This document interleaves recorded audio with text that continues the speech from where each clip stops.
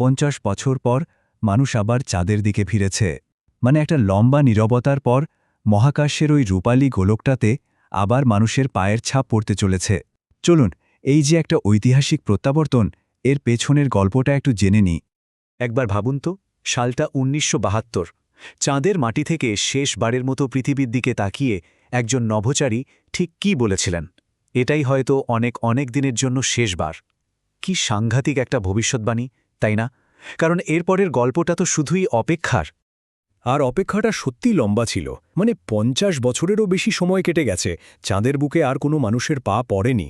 পুরো একটা প্রজন্ম জন্ম নিয়ে বড় হয়ে গেছে, যারা চাঁদে মানুষকে দেখেইনি। মহাকাশ গবেষণার ইতিহাসে এটা তো একটা বিশাল শূন্যস্থান। কিন্তু সেই ৫০ বছরের দীর্ঘ নীরবতা আর অপেক্ষা অবশেষে শেষের পথে। মহাকাশের দিকে তাকিয়ে থাকা আমাদের সবার জন্য সেই মাহেন্দ্রক্ষণ এসে গেছে। চলুন দেখি কিভাবে এই লম্বা নীরবতার অবসান ঘটল আর ইতিহাসের একটা নতুন অধ্যায় শুরু হতে চলেছে। দিনটা ছিল ২০২৬ সালের ১ এপ্রিল। ঠিক এই দিনেই সেই অপেক্ষার অবসান ঘটল। ১৯৭২ সালের পর এই প্রথমবার মানুষ আবার চাঁদের দিকে যাত্রা শুরু করল। এটা কিন্তু শুধু একটা মিশন নয়, এটা একটা নতুন যুগের শুরু। এই টাইমলাইনটা দেখলে বিষয়টা আরও পরিষ্কার হবে। দেখুন, ১৯৬৯ সালে প্রথম মানুষ চাঁদে পা রাখে, আর তার মাত্র ৩ বছরের মধ্যে ১৯৭২ সালে অ্যাপোলো মিশন শেষ হয়ে যায়। তারপর একটা লম্বা বিরতি। সেই যাত্রা আবার শুরু হলো গিয়ে ২০২৬ সালে। এখন সবার মনে যে প্রশ্নটা আসে সেটা হলো, এত বড় সাফল্যের পর হঠাৎ করে চাঁদে যাওয়ার এই অভিযানটা থেমে গেল কেন? কেন আমাদের এই এতটা লম্বা সময় অপেক্ষা করতে হলো? চলুন এর পেছনের কারণগুলো একটু খুঁজে দেখি। আসলেই এর পেছনে কয়েকটা বড় কারণ ছিল। প্রথমত খরচ, অংশ একটা আর্থিক চাপ ছিল। প্রতিটা মিশনের পেছনে বিলিয়ন বিলিয়ন ডলার খরচ হচ্ছিল। দ্বিতীয়ত, সাধারণ মানুষ আর রাজনৈতিক মহল দুই জায়গাতেই ধীরে ধীরে আগ্রহটা কমে আসছিল। আর সবশেষে নভোচারীদের জীবনের ঝুঁকি তো ছিলই। সব মিলিয়েই যেন পৃথিবী চাঁদকে কিছুদিনের জন্য ভুলে গিয়েছিল। কিন্তু এখন পরিস্থিতি একদম বদলে গেছে। টেকনোলজি যেমন এগিয়েছে, তেমনই মহাকাশ নিয়ে আমাদের চিন্তা ভাবনাও বদলেছে। চাঁদের পথে আবার ফিরে আসার পেছনে তাই রয়েছে একটা নতুন ভিশন, ভবিষ্যতের একটা বিশাল পরিকল্পনা। আর এটা আগের চেয়ে অনেক বেশি উচ্চাভিলাষী। এবারের লক্ষ্যগুলো কিন্তু অনেক বড়। যেমন ধরুন, চাঁদে একটা স্থায়ী ঘাঁটি তৈরি করা। শুধু যাওয়া আসা নয়, একদম থাকার ব্যবস্থা। চাঁদকে মঙ্গল গ্রহে যাওয়ার একটা গেটওয়ে হিসেবে ব্যবহার করা।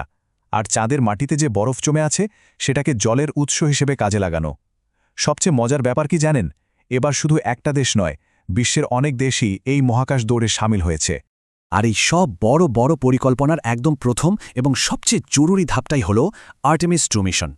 পরবর্তী বিরাট পদক্ষেপের আগে এটা একটা অত্যন্ত গুরুত্বপূর্ণ পরীক্ষা।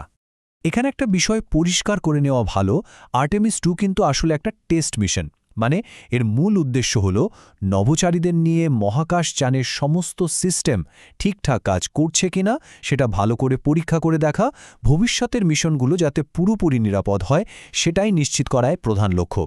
তাই নভোচারীরা এবার চাঁদের চারপাশে ঘুরবেন, কিন্তু চাঁদে নামবেন না।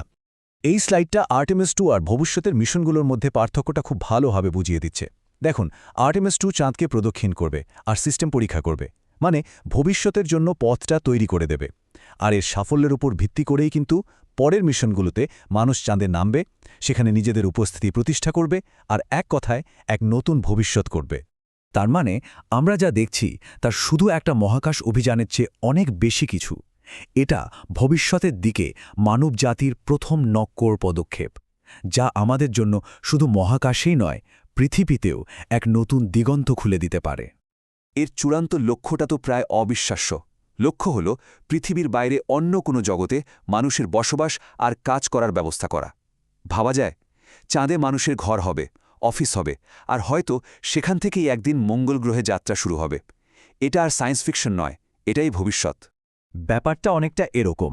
১৯৭২ সালে মানুষ চাঁদ ছেড়ে এসেছিল, আর ২০২৬ সালে আবার ফিরে যাচ্ছে। কিন্তু এবারের ফেরাটা শুধু বেড়াতে যাওয়ার মতো নয়, এবারের লক্ষ্য হল সেখানে থেকে যাওয়া, মানে দর্শনার্থী থেকে বাসিন্দা হওয়ার পথে এটাই প্রথম পদক্ষেপ। তাহলে প্রশ্নটা কিন্তু থেকেই যাচ্ছে, চাঁদে বসবাস করা কি কেবলই একটা কল্পনা, নাকি মানব ইতিহাসের পরবর্তী অধ্যায়? সময় হয়তো এর উত্তর দেবে, কিন্তু সেই নতুন অধ্যায়ের প্রথম পাতাটা এখনই লেখা শুরু হয়ে গেছে।